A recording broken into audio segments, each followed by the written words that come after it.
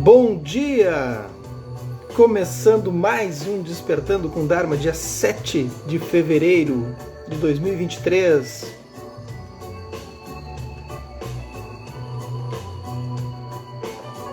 Bom dia, Mauro! Tudo certo? Ó, esse aí é da tua terra aí. O Armandinho, love, leve, leve. Bom dia, Carla. Bom dia, Anne. Bom dia, Marta. Tudo bem? Bom dia, Ângela. Começando com o Armandinho, a música é mais levinha. Bom dia, Isis. Bom dia, Ana Tereza. Como está o Rio de Janeiro? Armandinho, leve. Nega Heineken, como vai? Tudo bem? Bem-vinda. Começando um Despertando com o Dharma budista. Bom dia, Grácia. Bom dia, Conceição. Bom dia, Stanley. Aí, pessoal de Santa Catarina, São Paulo, Rio de Janeiro. É uma galera. Nega, bom dia.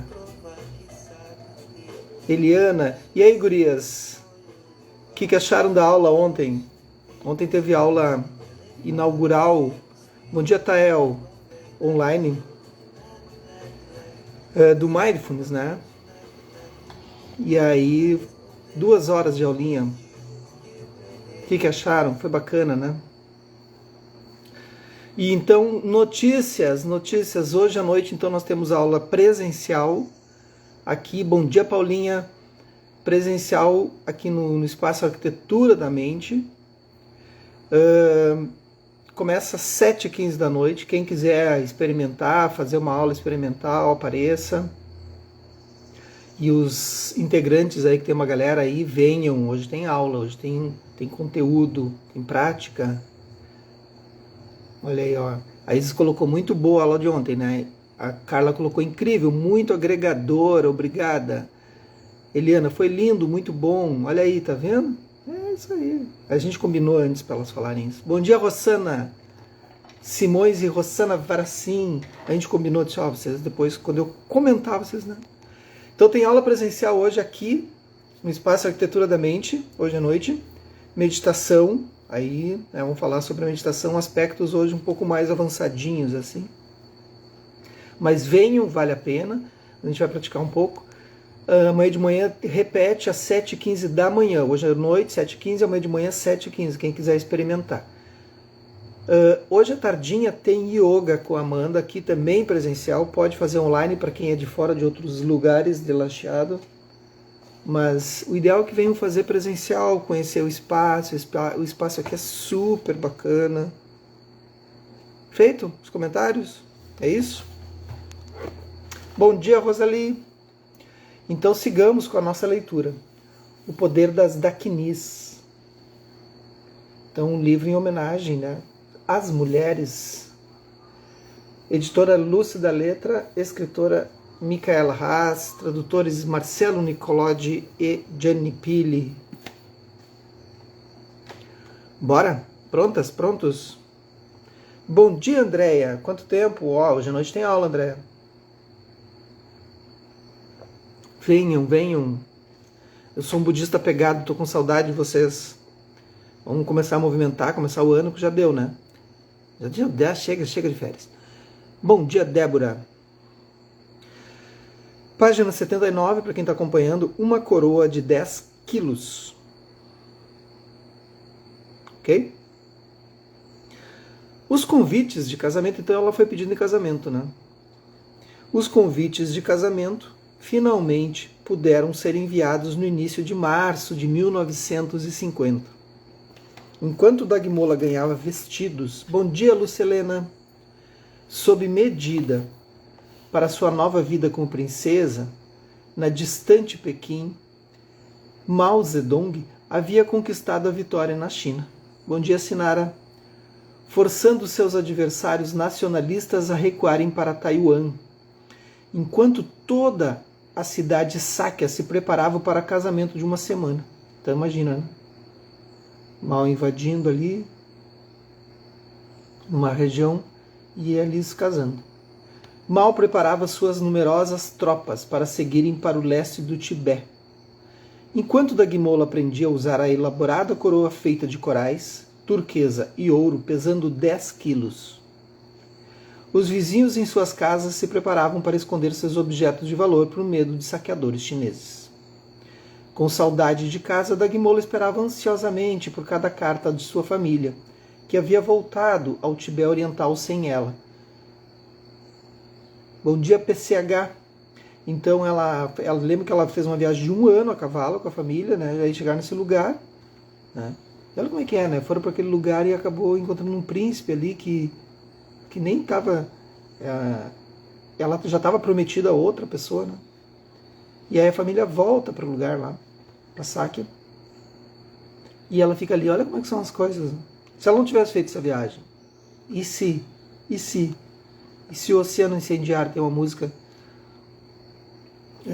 com Chico, eu acho que é com o Chico Buarque, não me lembro.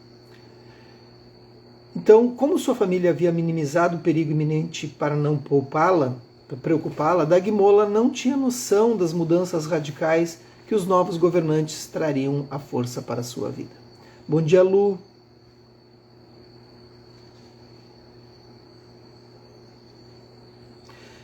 O exército da libertação do povo de Mao Zedong começou a reunir suas tropas nas fronteiras tibetanas já em 1949, mas os tibetanos demoraram a se dar conta. Naquela época havia apenas 10 rádios transmissoras em todo o Tibete. Não havia correio, nem jornais, nem telegramas, nem televisão. As notícias se espalharam de maneira antiga, em 2 ou 4 pernas, pelas vias rápidas dos monges ou dos iaques. A falta de comunicação no Tibete ajudou a promover o plano de Mao Zedong, de estender seu império celestial, aí dizimando e fazendo um genocídio, né? Maravilhoso. Como aconteceu agora aí com os Yanomamis, né? Com o governo anterior. Né? Tem que ser dito. Tá aí. Aí agora parece que os garimpeiros estão recuando, porque finalmente o exército fez o que deveria ter feito antes, não fez. Né, porque estavam sob o julgo, né, de uma ditadura imposta. E aí eles agora simplesmente fecharam a área aérea, né, e os garimpeiros estão indo embora. Pronto, estavam lá destruindo a Amazônia, destruindo o povo Yanomami, fazendo um genocídio. É a verdade, gente. Mas simplesmente é verdade. Eu sei que pode machucar algumas pessoas, but é verdade. Bom dia, Deni. Isso é o Dharma. O Dharma sempre é a favor do coletivo. A primeira coisa que o Exército Vermelho de Mao fez foi a incrível façanha de construir uma estrada para caminhões através das montanhas hostis. Então, tá vendo, né? Existe a ditadura comunista, assim como existe a ditadura de direita. Então não é uma coisa, a ditadura não é só da esquerda, a ditadura é da direita e da esquerda, a ditadura é a ditadura. As ditaduras tem vários lugares que tem ditadura de direita. Na Rússia, por exemplo, agora é uma ditadura de direita. Ambas são ruins. Os chineses fingiram dizendo que as novas estradas ajudariam os tibetanos, mas é claro, o concreto foi despejado ali principalmente para permitir que milhares e milhares de caminhões carregassem os soldados chineses, penetrando cada vez mais as cadeias de montanhas. Eu não sei se foi bem o concreto, porque acho que naquela época ainda o concreto não estava sendo usado, mas tudo bem. O Lótus, que gera muitos filhos. Enquanto o exército comunista sitiava o Tibete Oriental, Dagmola estava sob um tipo diferente de pressão. A expectativa de gerar um filho. Então, mal é mal casou, né? Disse na história Sakya que as esposas que terão filhos serão escolhidas pelas deidades. Portanto, deve ter sido uma deidade protetora que de alguma forma me escolheu, diz Dagmola. Durante o casamento, Dagmola recebeu o nome de Jamyang Pema Paudiputri, que ela traduz como a deidade de sabedoria, o lótus que gera muitos filhos. Ela lembra como seu sogro me deu as bênçãos e pílulas especiais. Se você não tiver um filho, eles poderão trazer uma segunda ou uma terceira esposa. Olha que pressão espetacular, né, para o casamento. Ela admite francamente que lidar com a hostilidade dos sogros não foi fácil. Agora ela fazia parte de uma família histórica. Uma pesada responsabilidade pela religião, tradição e cultura tibetana ocidental caiu sobre mim aos 16 anos. Ela escreve em sua autobiografia: como a nossa vida é comum, né? Como vocês estão pensando sobre isso? A nossa vida é muito comum, né?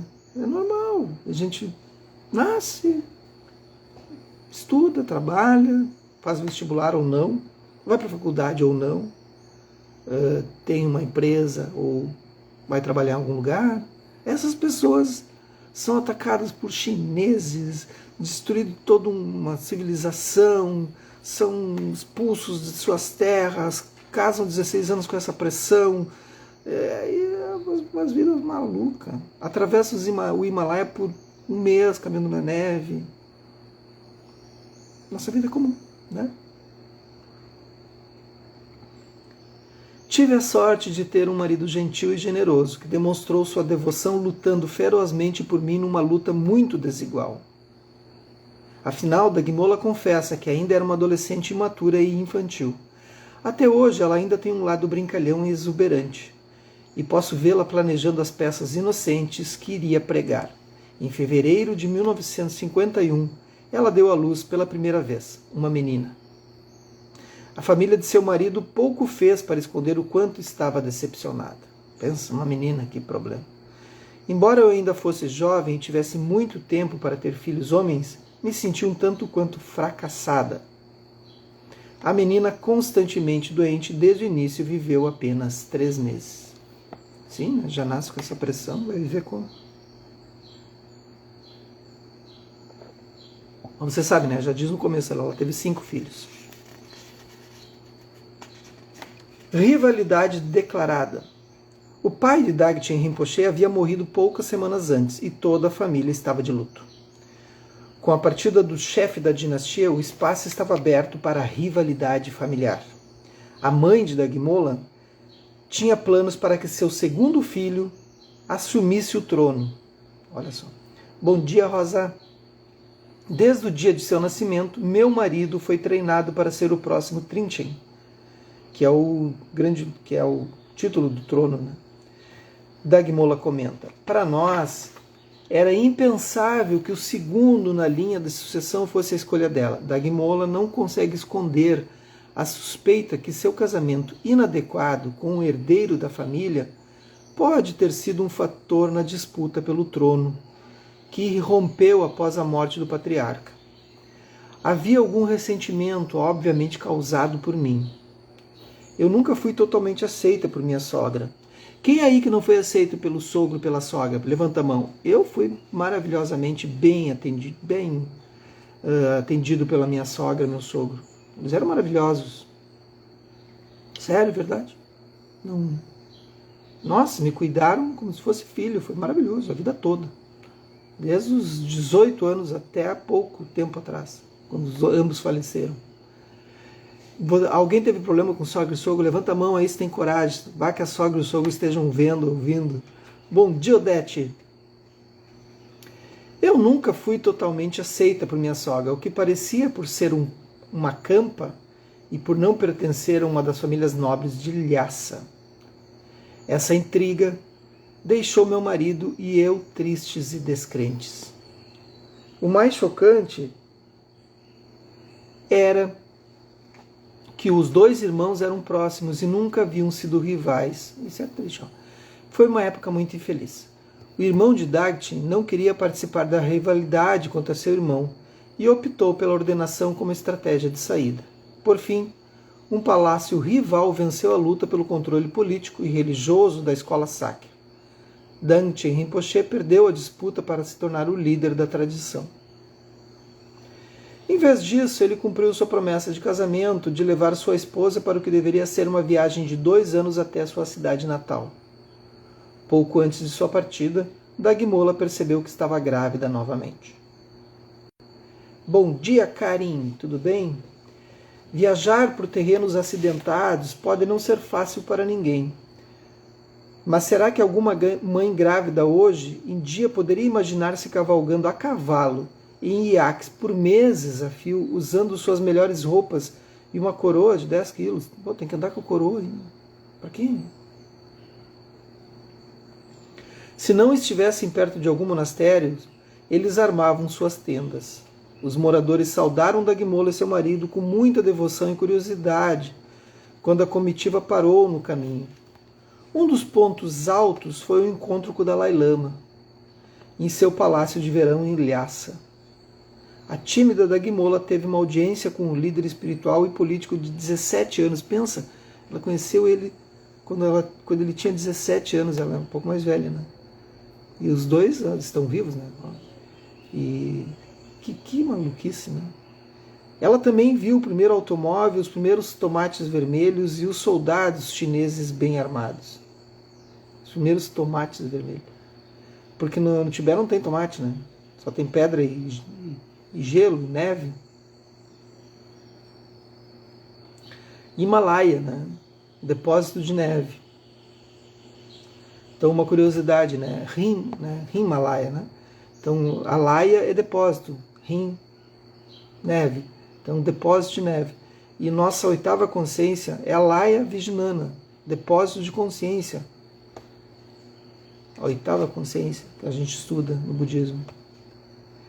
Ela também viu, quanto mais eles se aproximavam no Tibete oriental, mais dificuldades a comitiva encontrava nos pontos chineses. No meio da viagem, em um monastério perto de Jekundu, Dagmola deu à luz seu primeiro filho.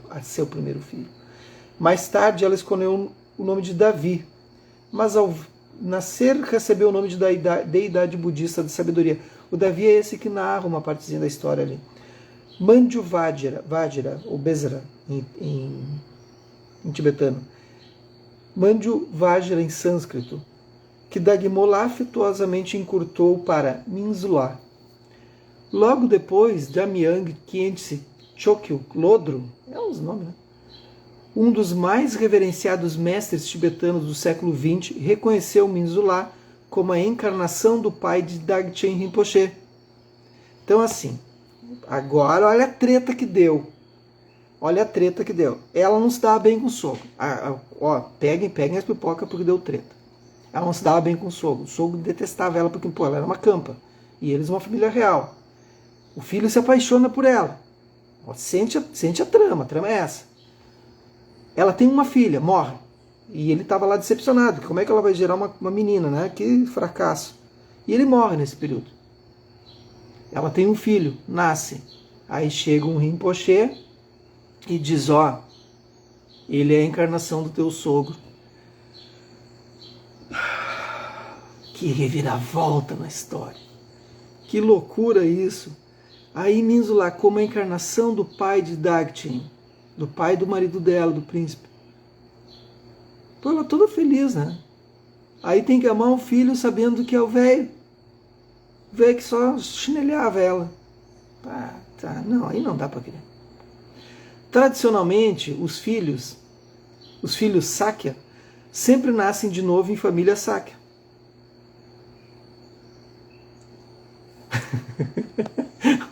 Sterling, Jeff, incrível acompanhar a leitura do livro contigo. Sim, só falo bobagem, né? Não, mas olha só, é uma novela mexicana. Então tá aí, quando um lama Sakya morre, não procuramos sua encarnação fora da família, diz Dagmola. Eles voltam para nós de qualquer maneira. Mas que louco. Os loucos não soltam, tia. Não, aí não dá. Em uma liteira forrada de seda carregada por um monge a cavalo, Minzula, o filho, né, o David, foi escoltado até a cidade natal de Dagmola. Mas eu já vou contar um spoiler para vocês. Já vou contar, porque o David, ele renega lá, ele diz que não quero. Lá, quando ele fica adolescente, ele vai dizer, não quero isso aí. E vai ser um jovem normal. Sério? Já estou dando a dica para vocês. Quando ele vai para os Estados Unidos, ele, eu quero ser um jovem normal. Eu quero curtição, balada, não sei se é assim, né, exatamente, mas sei que ele não quis ser o avô, né? Então ele é o avô, ele é filho-avô. Não, tá louco, né, gurias? Não dá para, não tem como isso. Ela ficou radiante ao rever todos os rostos familiares dos companheiros de infância. Que diferença entre sua chegada majestosa naquele momento e sua partida apenas alguns anos antes. Pouco tempo depois, seu marido Dakchen foi convidado pelo Dalai Lama para acompanhá-lo ao encontro com Mao Zedong em Pequim, em 1954. Dagmola e seu filho se mudaram para os aposentos da esposa Jamyang Khyentse Chokyi Lodro. Por quase um ano, elas estudaram e praticaram juntas e se tornaram melhores amigas. Ó, vira e mexe e as famílias possuem novelas mexicanas em suas histórias, diz a Dene. É isso aí, Dene. Esse barraco acontece até na família real. Imagina nas nossas famílias comuns, né? Na minha não tem barraco. A minha família... não tem barraco agora, essa hora. Deixa acordar o povo para vocês verem. Família de italiano com espanhol dá o quê? Dá só confusão. Então, Kandro e Dagmola participavam da... Levanta a mão quem tem barraco na sua família. Levanta a mão. Quem não levantar, eu vou nomear, porque eu sei de alguns. E eu sou muito linguarudo. Vamos lá. Levanta a mão quem tem barraco na família. Ah, não me dou com o irmão, com a prima, com a mãe, com o pai, com aquela cunhada, aquela cunhada, ela se acha, né? Vai, pode levantar a mão, senão eu vou citar nomes aqui. Hoje eu tô com aquele no couro, o diabo no couro. Com um pequeno grupo de mulheres, elas até praticavam juntas os exercícios físicos e respiratórios sagrados da yoga tibetana. Ó, Stanley, a Andréia tem... Não, capaz tu, Andréia, tu não. Stanley tem... A Márcia entrou agora, nem sabe do que estão falando. O que estão bloqueando aí? Capaz, Andréia, tu toda assim, não vai ter, imagina. A Dene, barraco, nem sei o que é isso. A Dene é outro nível. Aí elas duas, né? Embora nós mulheres usássemos apenas uma peça parecida com uma calça que ia da cintura até o joelho, com o peito nu, nunca sentíamos frio.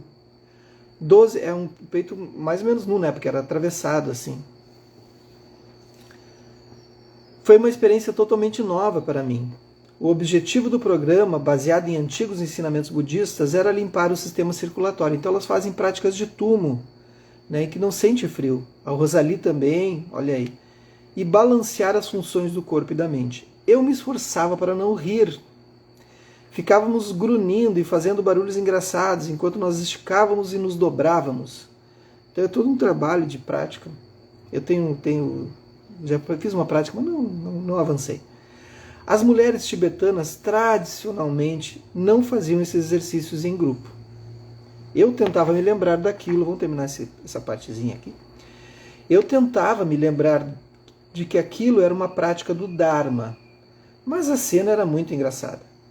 Meu problema foi agravado porque Kando também ria à toa.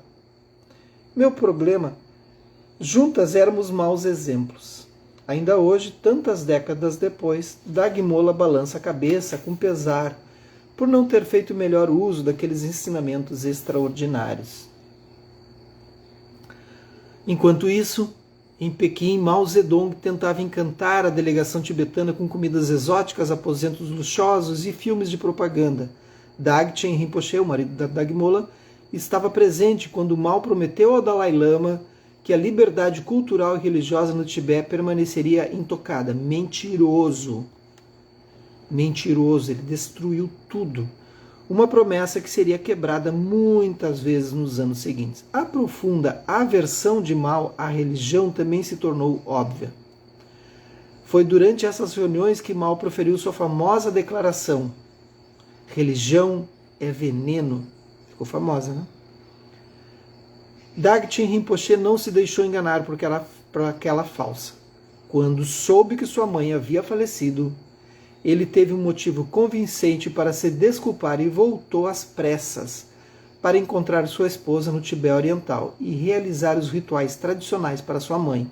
Bom dia, Maria. Logo depois, Dagmola engravidou novamente. Eles chamaram seu segundo filho de Kunga Dorje, o que poderia ser traduzido mais ou menos como relâmpago jubiloso. Que espetáculo. Eu vou botar uns...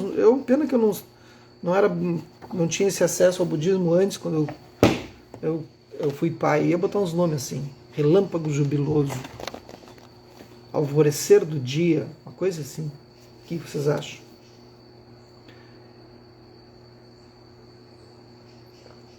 É isso aí, vocês estão vendo? Quanta coisa acontece nessas famílias.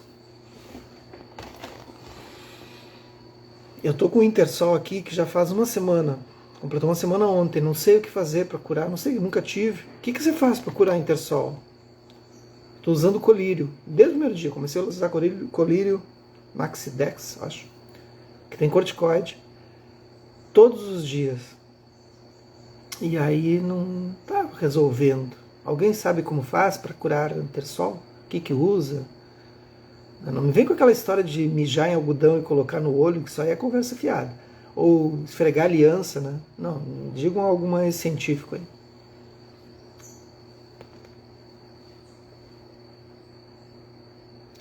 Compressa de água morna. Ó, opa, vou fazer.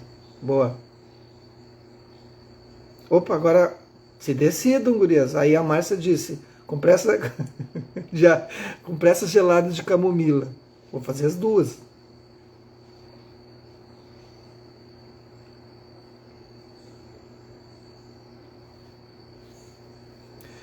Se coloquem numa postura ideal para hoje, terça-feira. Onde vocês estiverem é o lugar ideal para praticar. A forma do corpo que está hoje, como ele se apresenta, é o lugar ideal, é a forma ideal.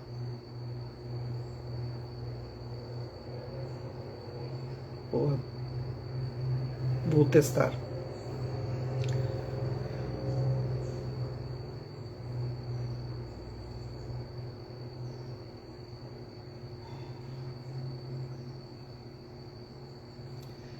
Aos poucos vão deixando que o corpo se acomode nessa postura.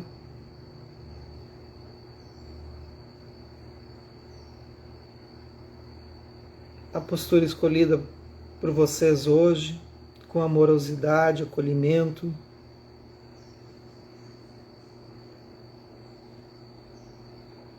Olhando para o corpo, com essa compaixão, como ele se apresenta hoje.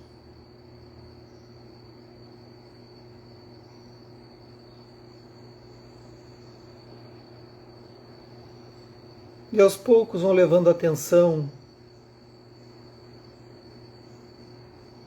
para a respiração.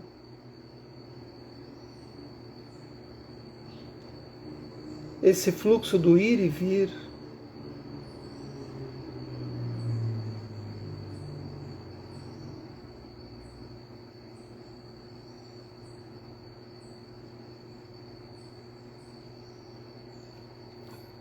Apenas o ar entrando e o ar saindo.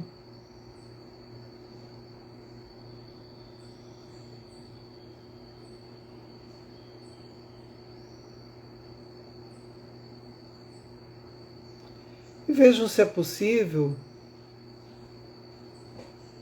manter esse olhar, mesmo que surjam pensamentos, ou que a mente se distraia com o corpo, com algum som. Se é possível apenas observar o ar entrando, o ar saindo.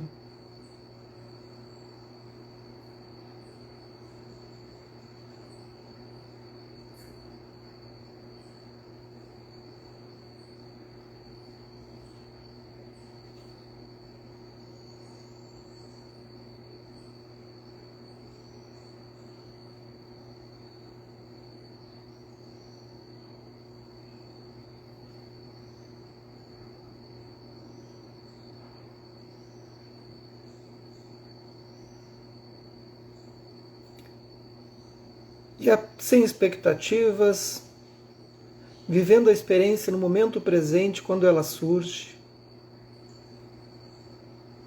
Tudo que se manifesta e acontece durante esse olhar é a prática de meditação.